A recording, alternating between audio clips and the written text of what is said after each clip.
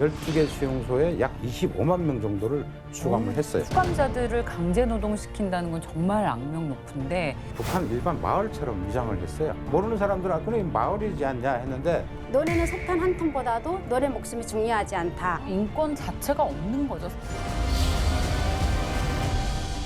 전문가 모셔서 이야기를 나눠보겠습니다. 오늘의 마스터 북한 인권단체 NK워치의 안명철 대표님입니다. 어서 오십시오.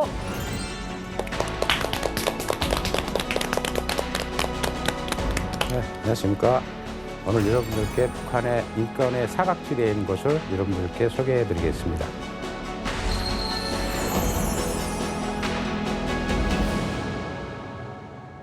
최악의 북한 인권의 사각지대. 먼저 주제와 관련한 그림을 저희가 준비했습니다. 함께 보시죠. 저 그림을 보고 뭐가 떠오르세요? 무슨 잡초 같은 거 뽑는 작업 막 노동 착취 시키고 있나? 좀 덩치가 큰 사람이 네. 총 같은데 개머리판 쪽이 앞으로 가 있는 총을 들고 있고 총으로 사람을 위협하는 것 같은 예. 그런 느낌이죠. 저 그림은 제가 근무를 했던 22호 수용소 안에 구류장이라는 곳이 있습니다. 근무하셨어요? 구류장. 저는 이제 북한 정치범 수용소에서 4곳의 수용소에서 8년 정도 경비대원으로 근무를 했습니다. 경비대원으로. 오. 그러면 실제로 계셨던 수용소의 모습을 그대로 반영을 하고 있는 그림인 건가요? 네, 저 그림은 네. 그 북한의 각 수용소마다 이제 본부에 구류장이라는 시설을 따로 갖고 있습니다. 감옥 안에 또 다른 감옥이라고 이해를 하시면 되고요. 수용소 안에서 지켜야 될 규정이 있습니다. 도주하거나 뭐 여러 가지 10대 규정이라는 것이 있는데 그것을 지키지 않거나 아니면 또 수용소 안에 또 잡혀왔어도 그 안에서도 또 조사를 받는 과정이 많습니다. 그래서 보통 그런 사람들을 수용소 본부의 구류장이라는 곳에 보통 3개월에서 6개월 정도를 수감을 합니다. 오랜 수감 기간에 있다 보니까 보통 지하실이 있거든요, 감옥이.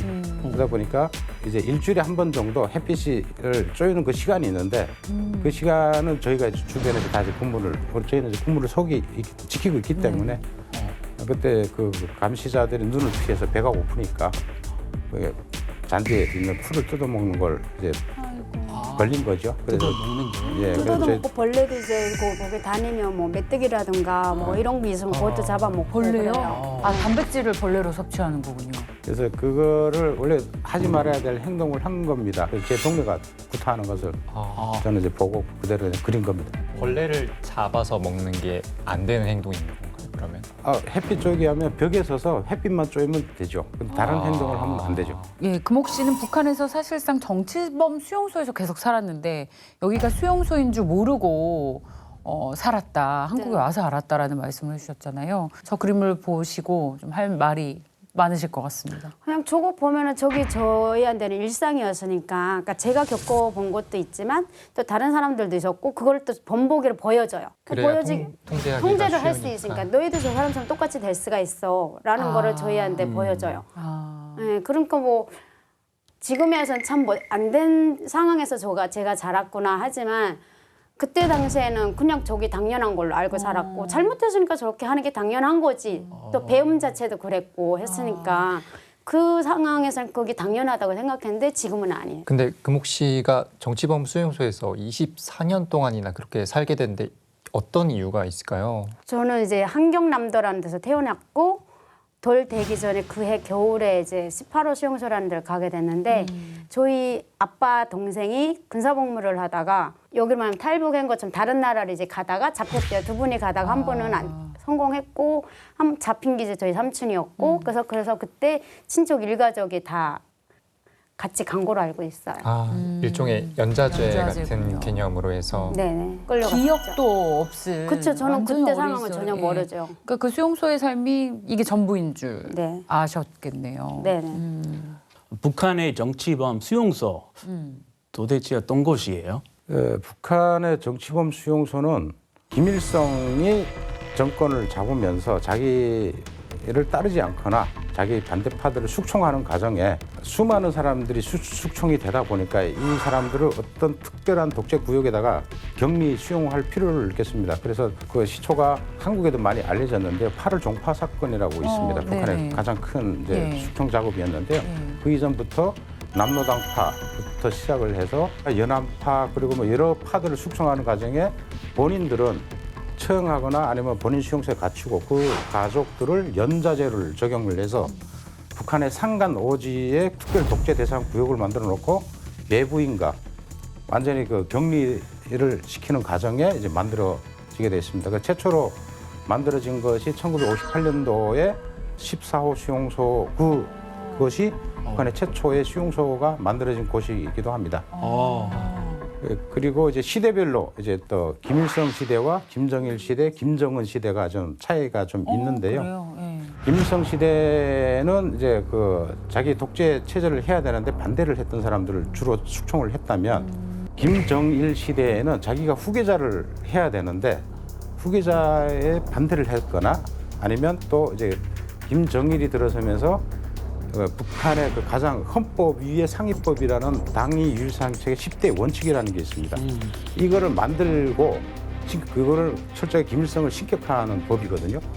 여기에 기준에서 조금이라도 말을 잘못했거나 뭐 자기한테 좀 뭐 불편불만 가졌거나 뭐 초상화를 잘 안 닦았거나 쉽게 말해서 그런 사람들을 숙청을 하면서 이제 구역이 만들어졌고요. 그래서 70년대 말까지 북한이 그런 사람들을 연자제를 적용해서 하다 보니까 당시에는 북한 전역에 국가보위성이 직접 관리하는 수용소가 12개가 있었습니다.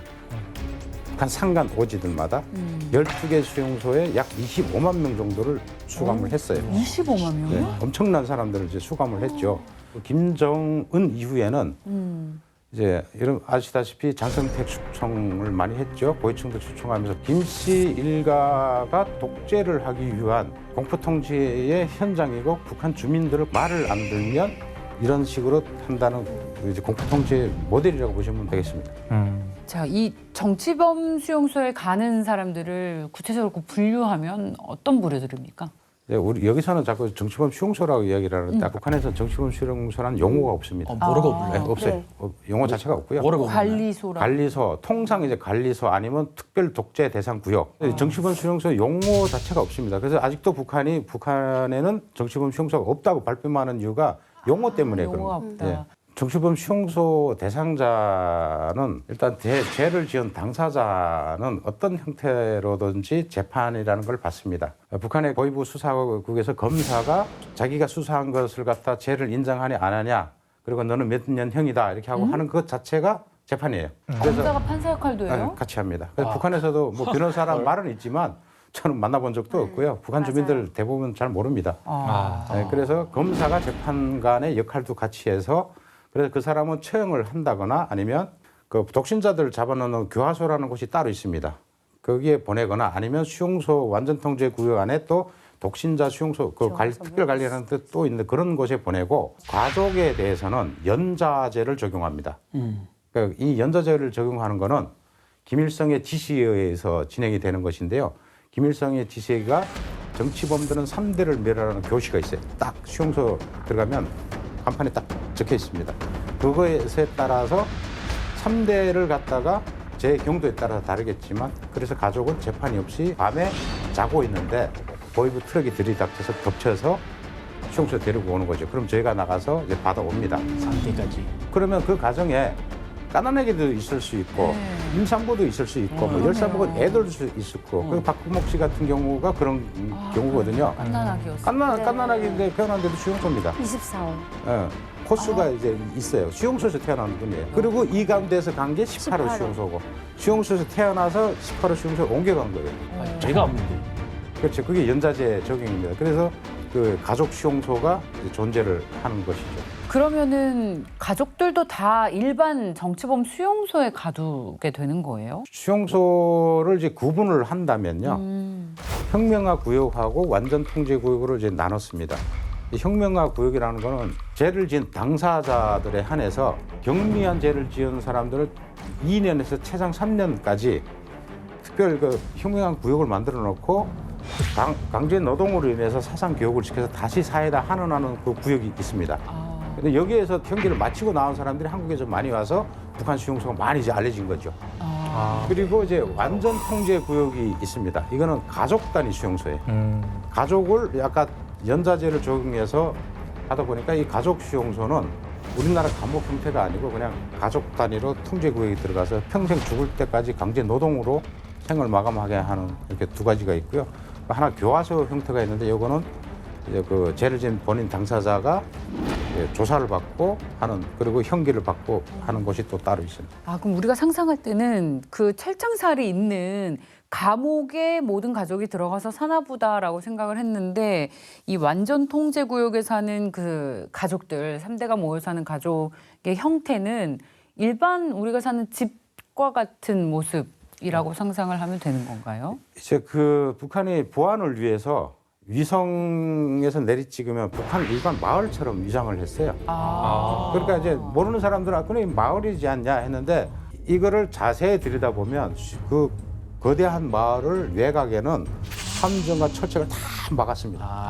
다 막고 그 안에는 여러 가지 뭐 농사도 짓고 탄도 있고 이게 가족 형태의 마을로 만들어놨기 때문에 그건 다 보안 때문에 그리고 워낙 많은 인원이 들어와 있고 가족이 들어와 있기 때문에 감옥 형태라면 그 애기들은 어떡합니까? 그러니까 이제 그렇게 분리해서 수용을 시키고 있습니다. 내 방 마음대로 왔다 갔다 할 수 없는 그런 형태예요? 아니면 그 마을 안에서 이 뭐 일 안 하고 있으면 독재 대상 구역이기 때문에요. 그 수용소 밖을 벗어나갈 수가 이제 없습니다. 국가보위성이 관리하고 있는 그 안에 갇힌 사람들은 일단 북한 국민이 아니에요. 국민이 아니에요. 그러니까 북한에서 국민증 자체가 없고 그래요? 그러니까 사람이 아닌 거죠.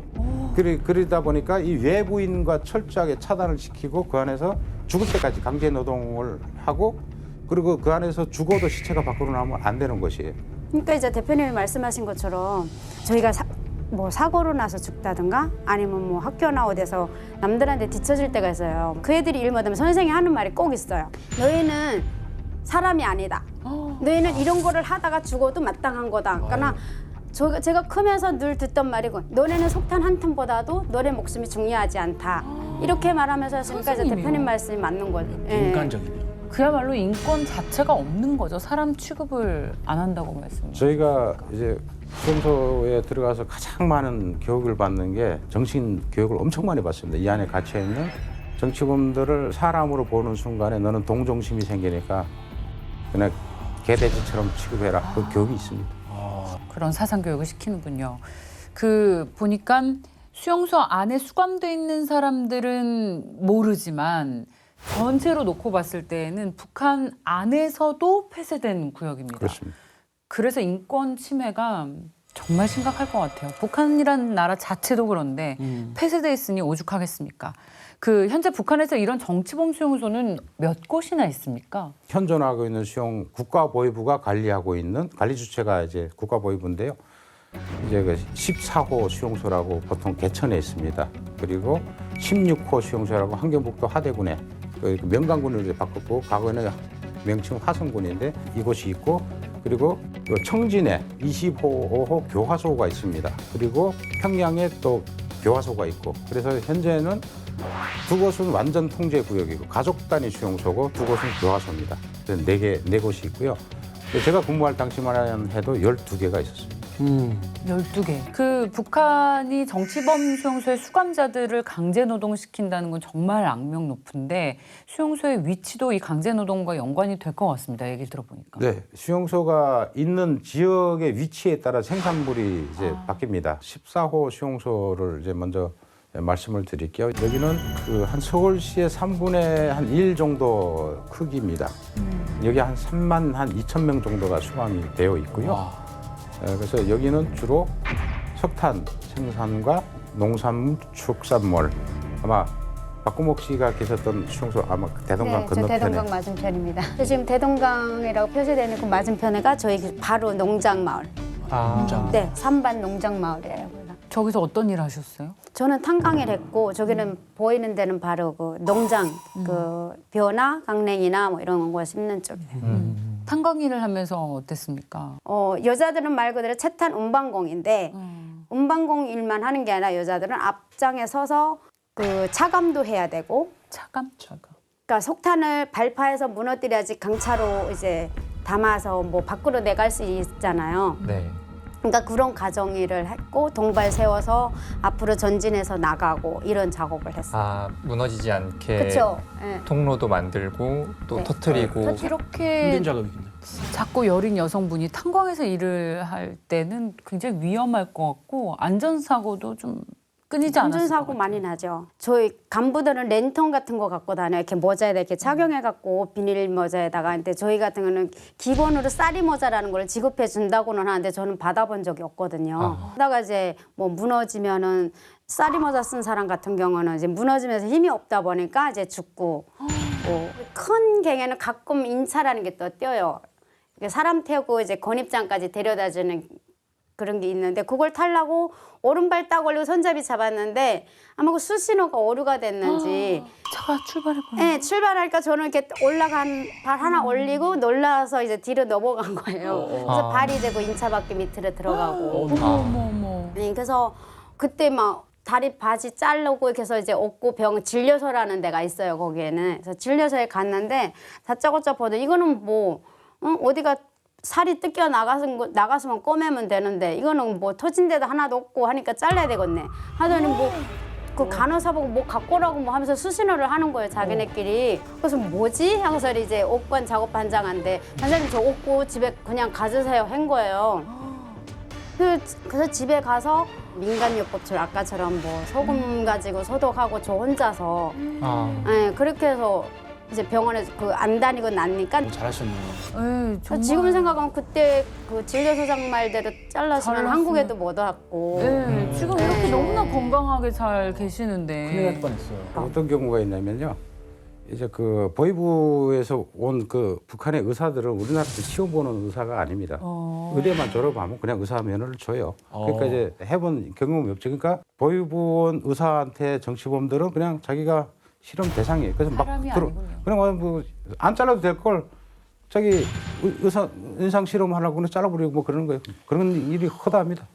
말이 안 돼요. 실험 삼아서. 예, 그러니까 말로만 듣던 정치범 수용소 얘기를 실제로 수감 생활을 오래 하셨던 분 그리고 거기 관리자로 계셨던 분들 얘기 들으니까 아 너무 끔찍한데요 상황들이. 진짜 끔찍해요. 그 저희가 14호 수용소 그리고 구목 씨가 계셨던 18호 수용소 얘기까지 해봤는데 이건 시작에 불과하다고요. 그리고 이제 16호 수용소가 있습니다. 그 수용소는 함경북도 과거 명칭은 화성군인데 지금은 이제 명간군으로 이제 바꿨고요. 여기가 북한 현존하는 북한의 최대 수용소가 여기입니다. 면적만 서울시 크기고요. 여기는 약 김정일 때까지만 한 3만 명 정도가 수용이 됐다가 지금 폭발적으로 늘어나가 5만 명 정도로 수용을 하고 있고요. 거의 2배 가까이 늘었군요. 예, 그래서 여기는 주로 나무를 자르는 그런 일을 하고 그리고 축사, 소 키우고 양 키우고 워낙 고산지대거든요. 그거하고 이제 농사를 감자 농사 이런 걸 주로 하는데 그 과정에 이제 금강이 또 이제 발굴이 돼서 금 캐는 광산도 있습니다. 또 다른 수용소는 어떤 곳이 있나요? 그리고 이제 유일하게 함경북도 청진시에 그 25호 교화소라고 있습니다. 이곳은 감옥 형태예요. 감옥 형태로 되어 있고 여기는 약 한 5천 명 정도가 수감이 되어 있고요. 그리고 이제 이 안에서 뭐 하냐면 북한에서 아마 분들이 하면 많이 알 텐데 보위원들이 많이 타고 다니는 갈매기 자전거라고 있어요. 갈매기 자전거. 자전거인데 이 상표 이름 메이커가 갈매기입니다. 이거는 일본의 자전거를 모델을 갖고 와서 그 안에서 그대로 이렇게 만든 질이 좋아요. 북한에서는 그걸 만들고 있고 북한에서는 냉동기라고 하는데 여기서 냉장고거든요. 그걸 만들고 있고 그리고 이제 광학 렌즈라고 우리가 현미경이나 이런 렌즈 관련된 정밀 사업 이런 거를 주로 생산을 하고 있는데 이 수용소도 형은 있는데 살아남은 사람은 만나본 적은 없습니다. 정신형이라고 하죠. 아, 그렇죠. 종신형이 사실상 의미가 없네요. 그러니까 형기가 의미가 없습니다. 의미가 없네요. 그리고 이제 또 이제 하나 수용소가 평양시 승호구역에 이제 수용소가 있는데 이 수용소는 그 과거에는 26호 정치범 교화소였습니다. 저는 여기서 6개월을 이제 공부를 했는데요. 이제 그 90년대 초에 국제 인권단체 MST가 북한의 수용소에 갇혀 있는 외국인들과 한국인 납치자 16명의 명단을 공개를 했습니다. 그 수용소가 공개가 되다 보니까 북한 내에서 난리가 난 거죠. 이 정보를 누가 갖다 팔았고 이 명단이 어떻게 나갔냐. 그래서 이제 그때 해체 작업을 했습니다. 26호 수용소. 그때 저는 이제 그 현장에 있었는데 그래서 이게 다 풀어지진 않았고 옆에다가 조금 떨어진 곳에 사진을 보시면 파란색 기부는 과거 건물이고요. 그 옆에 담을 또 다시 쳤죠. 이건 김정은 이후에 확장을 한 거예요. 그래서 그 옆에 보이는 건물들은 공장 시설이고요. 그 안에서 어떤 생산물이 만들어지는지는 아직 파악된 건 없지만 꾸준한 차량 출입과 사람 이동으로 공장 시설이 가동이 되고 있다고 판단이 됩니다. 이렇게 4개의 수용소의 중에 혁명하고요. 가족을 수용하는 수용소가 2곳, 그리고 본인들 잡아놓는 교화소가 2곳. 현재 이렇게 남아 있습니다. 대표님, 그러면 그 사실 우리가 가장 많이 알고 있는 북한의 정치범 수용소는 요덕 수용소라고 알고 있는데 요덕 수용소는 지금 남아 있는 건가요?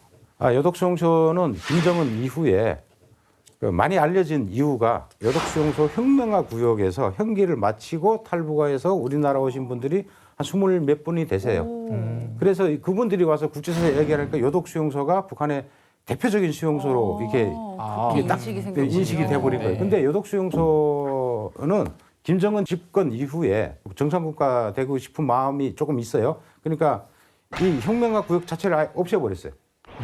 왜냐면 이 사람들이 자꾸 나와서 떠드니까 인권 문제가 자꾸 대두가 되고 하니까 아예 혁명화 구역을 아예 없애버려 해서 김정은의 이 요독 수용소를 아예 해체했습니다. 그래서 거기에 갇혀 있는 사람들 풀어준 게 아니고 아까 말씀드렸던 16호 수용소의 과거에 3만 명 정도가 있었는데 2018년에 거기 있는 사람들과 이감을 하면서 폭발적으로 늘어났다.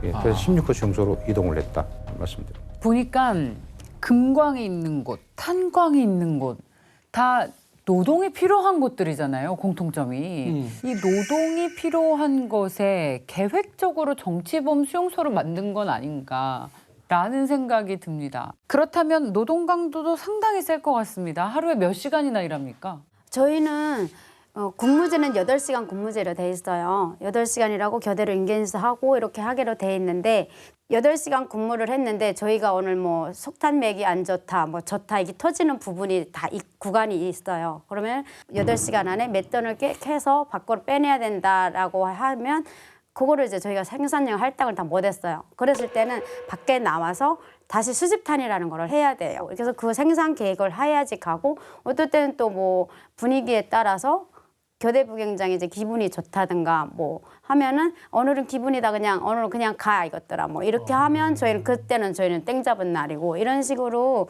8시간 근무제는 됐지만 12시간은 기본이에요. 여기서 제일 중요한 게 수용 정치범들 일과 중에 가장 중요한 게 10시가 되면 통행 금지입니다. 10시 딱 되잖아요. 수용소 사이렌이 막 울려요. 그럼 움직이면 안 된다. 그러면 저희 같은 지키는 사람들은 그 각 마을 사이에 근무 초소가 잠복 근무를 서는데 그럼 그 저희가 나가서 근무를 섭니다. 근데 그 사이에 이동 인구가 있거나 이러면 저희가 체포하거나 아니면 도주했다 바로 사살 뭐 이런 게 있어요. 그래서 저희 선배가 저도 입대해서 얼마 안 돼서 그 통행 금지에 잠복 근무를 나갔다가 새벽 2시경에 마을에서 움직임이 있더라고요. 그래서 보고를 했죠. 좀 움직임이 있다 하니까 해서 설아 했는데 도망간 거예요. 뛴 거예요. 그래서 바로 이제 사살해서 그 아침에 가서 이제 가봤더니 이 남자였는데 그 호미를 쥐고 그 들에 나가서 쥐를 잡으려고 나갔다가 이제 총에 맞은 거죠. 그 목을 이고 쥐고기 먹으려고 나갔다가. 그래서 그런 시기가 있었습니다. 너무 안타깝다. 그래서 그 수용소 안에는 10시면 움직이면 안 되는 것이죠. 정치범 수용소의 잔혹상에 대해서 이야기하고 있습니다. 북한 당국은 정치범 수용소의 존재 자체를 부정하고 있습니다.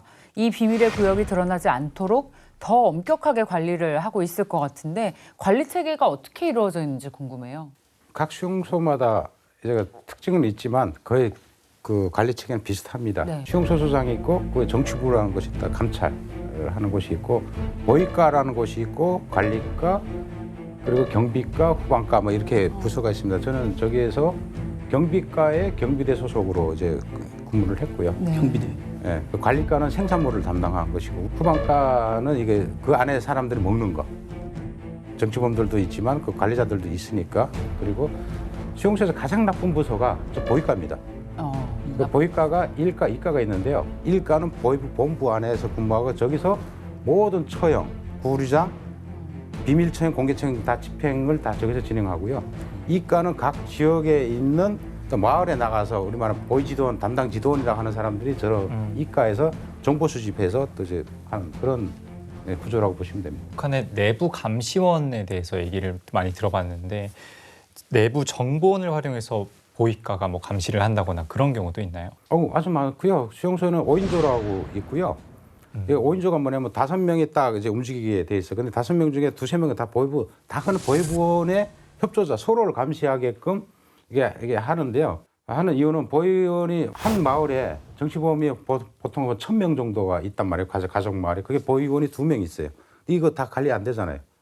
그러니까 이제 그 각 정보원들의 정보 수집을 해서 발을 하나 떨어지는 것까지 다 알 수 있게끔 이렇게 되어 있습니다. 그래서 그 누가 정보원인지 이거는 서로 몰라요. 내가 보위부원의 협조자, 감시자인데 나를 감시하는 사람이 또 있어요. 그렇게 삼중으로 했기 때문에 도주나 불신분자들 이런 것 다 잡아내는 건. 대표님이 말했다시피 그 고개는 옆집에 숟가락이 몇 개 있을 정도로 서로가 다 감시자예요. 그리고 고개는 옆에서 이제 누가 뭐 낙서를 한다든가 아니면 뭐 외부에서 이제 우리 동네에서 못 보던 외부인이 보여요. 그럼 바로 가서 신고를 하게 돼서 뭐 제일 빠른 건 이민반장. 근데 이민반장네 집에 갔는데 이민반장이 안 계신다 하면은 지구반장. 그다음에 없다면 또 그때는 보위부 보안원으로 또 찾아갔거든요. 그래서 바로 신고를 해서 이제 그 사람을 이제 조사를 하게끔 돼 있는데 저희 집에 이제 저 어릴 때인데 이모가 저도 몰라요. 얼굴도 그때는 이모라는 얼굴도 못 보고 어릴 때고 아빠가 불 다 끄고 재웠어요. 어떤 누군가가 와서 빨리 도망가라고 빨리 이 집에 누구 손님 와 있는 거 아는데 빨리 내보내라고 이제 큰일 난다고 하는 거예요. 근데 저도 몰랐는 걸 다른 사람이 와서 이제 일러줘 갖고 피신을 시켰는데 진짜 누가 보위부에 가서 신고했나 봐요. 와서 막 아빠를 족치면서 여기 이제 누구 오지 않았냐, 그래서 안 왔다 해가지고 어쨌든 이모는 탈출시키고 아빠는 이제 엄청 맞고 끝내 불지는 않고.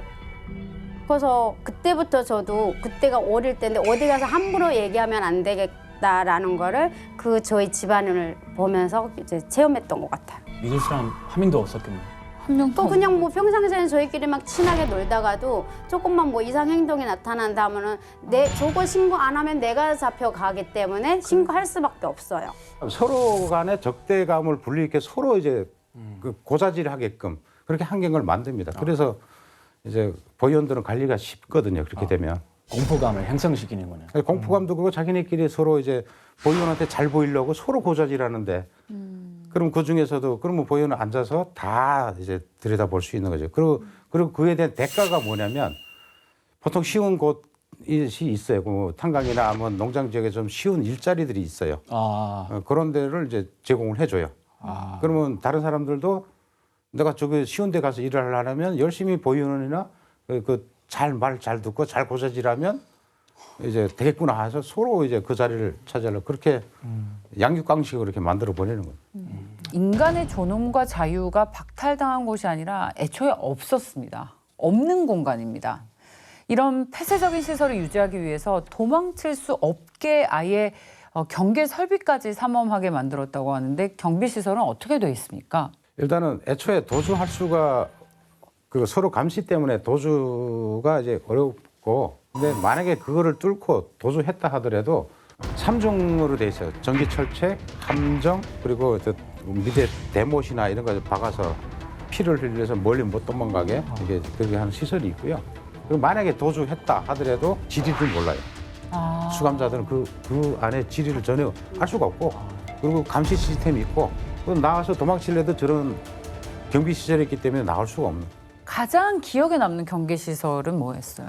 저희는 어느 날 이제 잘못한 사람은 공개 청살한다라는 공지를 띄어요. 그래서 뭐 어디 집 건물 거기다가 이제 막 써서 이제 붙여놓거든요. 벽에다가. 근데 그거 공개 청살 장소가 따로 있었어요. 14호 대동강 맞은편에 버드나무를 쫙 심어놨는데 그게 제일 큰 버드나무가 공개 청살 장이었어요. 우리는 저 사람들한테 총알도 아깝다 해서 우리가 먼저 일단은 때리게 만들어놔요. 막 덜도 던지고 막 해갖고 그래서 시체도 가져간데 안 돌려줘요. 그냥 거기서 가만히에다 이렇게 싸서 대동강물에 떠내려 보내고 운 좋으면 그 떠내려 보낸 그 시체를 뭐 어느 동네에서 건지면 어느 날 총살인 집의 아들 아니야 뭐 딸 아니야 이렇게 해서 시체 찾으면 그건 진짜 운이 좋아서 찾은 거예요. 그 3반 14호 다리에 거기 가면 너무 힘들어요. 그러니까 힘들다기보다는 그냥 뒤통수가 세서 막 그때 내가 했던 행동들이 다 떠오르는 거죠. 대표님 여기 와 계시니까 그 정치범 수용소 나오신 거잖아요. 어떻게 나오셨어요? 저는 거기 관리자하고 또 운전병으로 근무를 오래 해서 지리를 이제 너무 잘 압니다. 그리고 수용소 안에만 있은 게 아니고 밖에도 다니다 보니까 부친이 이제 그 말 실수로 인해서 집안이 연자제 적용이 되고 나니까 저도 이제 지키는 사람에서 하루아침에 재수가 돼야 되는 상황이 되고 그때서 이제 정신이 번쩍 드는 거죠. 그래서 그 군무 나갔다가 군무 끝나고 AK 소총에다 실탄 가지고 권총이나 다 휴대하고 정치범 그 안에서 만난 그 박구목 씨 같은 온의 정치범 형제가 있었어요. 2살 때야 4살 때 잡혀들은 그 사람들을 살려주고 싶었고 그래서 제 차에다 태우고 저는 수용소 본부에서 근무했는데 운전병을 하다 보니까 출동 차량들을 다 알잖아요. 그 차 구조도 잘 알고 그래서 바로 출동 가능한 차들의 휘발유 탱크를 다 이제 벤치를 다 출동 못하게 파손시키고 그리고 제 차 끌고 이제 나와오면서 수용소 외곽 초소 오면서 제수들 태우고 내가 너네를 살려서 남조선까지 가자 하니까 따라왔어요. 근데 수용소 외곽 처소를 벗어나야 되는데 무섭잖아요. 달리는 차에서 도망가서 그 사람들은 성공을 못했고 저만 이제 차를 끌고 수용소 차단물을 그냥 치고 나와서 두만강까지 와서 두만강에 차를 버리고 헤엄쳐서 넘어왔는데 그때 엄청난 그 체포령이 떨어졌습니다. 저희 동료들이 무장을 한 상태에서 중국 연길까지 150명이 다 따라 들어왔고요. 중국 공안하고 변방대학의 합동작전을 해서 체포작전이 있었는데 근데 제가 유명해서가 아니고 이 보안을 비밀을 지키고 싶었던 거였어요. 그거 다 아시니까. 네, 그렇죠. 수용소가 밖으로 나가니까. 관리자예요. 네. 수용소 관리자가 탈출한. 그래서 그때 당시 희대 사건입니다. 5인 사격이 또 있었고 출동 나왔던 저희 동료도 서로 맞총질해 갖고 3명인가 죽었다고 들었고 그리고 그때 체포작전에 동원돼서 어떤 사람들이 탈북해서 우리나라로 들어온 사람도 있어요. 그래서 가끔씩 만나고 이제 많이 혼났다고 이야기 들었습니다. 네. 이게 당시 중국에 뿌려진 수배 전단이었다고 합니다. 저게 그러면 대표님의 모습인 거죠? 네, 저기 총기 남바까지 담아. 몇 년도입니까? 94년도였습니다. 그럼 그 이후에 지금 인권단체 시작하신 거잖아요. 네. 어떤 계기로 시작하셨어요? 여기 와서 이제 수용소 이야기를 했더니 우리나라 사람들이 전혀 모르고 그리고 속죄를 하고 싶었습니다. 저는 뭐 본의 아니게 그 안에 이제 가해자로 이제 있었고 또 저 또한 이제 피해자기도 하고 부친 때문에 그래서 그 안에 사람이 누군가는 이 이야기를 해야 되지 않냐 해서 북한인권단체를 시작을 하게 됐고요. 2013년부터 북한에서 정치범 수용소에 수감이 됐거나 실종된 사람들, 북한에 고문받거나 뭐 북송된 사람들 이런 분들을 조사를 해서 지금까지 약 한 1,000여 명의 청원서가 유엔에 이제 제출이 되었습니다. 이게 유엔의 그 역할이 어떠냐면 유엔이 이걸 진정을 받아서 북한 당국에 요구를 합니다. 누구의 가족 이 사람이 몇 날 며칠에 수용소에 잡혔는데 생사확인을 해달라. 그러면 북한은 90일 안에 답변하게 돼 있어요. 그게 국제법입니다. 근데 돌아오는 답변은 뻔합니다. 없는 사람이다. 그렇지만 유엔은 이거를 또 다시 재조사를 해서 유엔의 강제 실종 명단에다가 저희들이 제출한 그 리스트를 올리고 나중에 북한이 정변이 붕괴되거나 다른 변고사항이 있을 때 가장 먼저 이분들의 생사부터 확인을 합니다. 그게 유엔의 역할이거든요. 그래서 이것이 계속 북한으로 압력이 들어가다 보니까 북한이 스스로 김정은이 특별 지시를 내린 적이 있습니다. 정치범들 인권유린 함부로 하지 마라. 그리고 국제사회가 찾은 사람들은 반드시 살려라. 죽더라도 기록을 남기라. 이게 지시였거든요. 그 유엔과 국제사회 청원을 통해 북한을 압박하는 활동을 지금까지 하고 있습니다. 자, 오늘 안명철 대표님과 또 박금옥 씨 함께 북한의 정치범 수용소에 대해서 이야기를 나눠봤습니다. 대표님 오늘 어떠셨어요? 수용소 이야기를 이렇게 하게 돼서 이제 좀 마음은 아프지만 그래도 누군가는 알아야 된다. 이런 나라가 있구나. 이런 그렇게 살고 있는 북한 주민들이 있다는 걸 알았으면 좋겠고요. 김일성, 김정일, 김정은 그 김씨 일가의 독재와 자기들이 편하려고 같은 민족을 70년 동안 노예 수용소를 운영을 하면서 정권 유지를 해오고 있는 지금 현대판 노예 수용소라고 저는 보거든요. 그래서 이런 수용소는 지구상에서 하루빨리 없어져야 된다. 북한 인권 문제 해결을 위해서 여러분들의 꾸준한 관심과 동참을 바랍니다.